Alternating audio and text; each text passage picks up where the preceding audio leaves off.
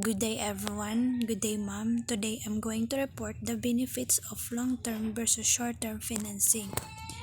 The benefits of long term and short term financing can be best determined by how they align with different needs.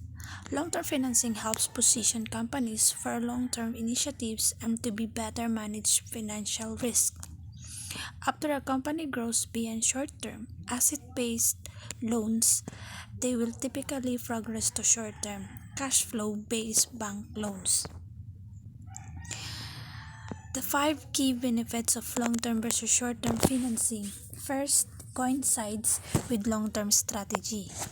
Long term financing enables a company to align its capital structure with its long term strategic goals, affording the business more time to realize the return on investments.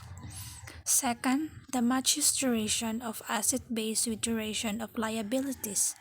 The maturity associated with long-term financing better coordinates with the typical lifespan of assets purchased.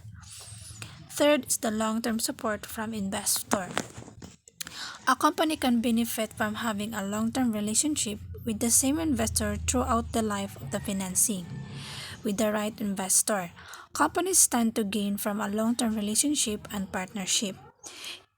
In addition to ongoing support, being that the financing is long-term.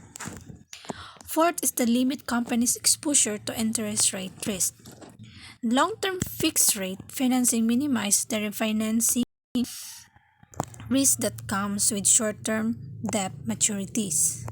Due to its interest rate, thus decreasing a company's interest rate and balance sheet risk. Last is the diversifies capital portfolio. Long-term financing provides greater flexibility and resources to fund various capital needs and reduces dependence on any one capital source.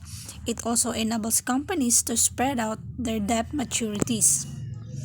Here's the differences between long-term and short-term financing. In short-term financing, have typical 3 to 5 years term and floating rate supplied by a bank used for working capital and other short-term needs. And in long-term financing, a typical 5 to 25 years term and typically fixed rate and supplied by an institutional investor used for longer-term initiatives, internal events, and balance sheet risk management. Next is the short-term financing. Is usually aligned with the company's operational needs.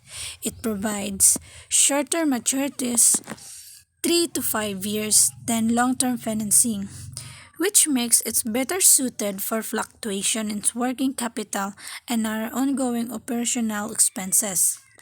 Short-term financing is provided by banks and has a floating interest rates. Next is the long-term financing.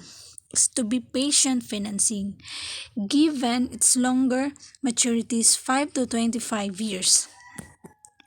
Long-term financing is ideal for business seeking to extend or layer out their financing obligations beyond the typical bank tenor.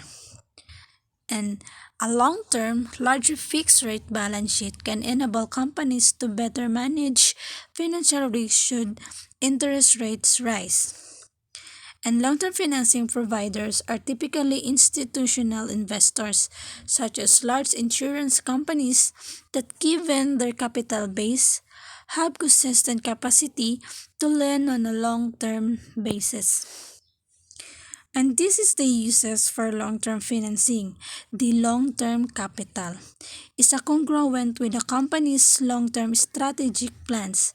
Thus, it is most commonly used to support long-term initiatives, such as making acquisitions, opening a new production facility, financing internal events like share purchases, repurchases, as well as preparing for rising interest rates.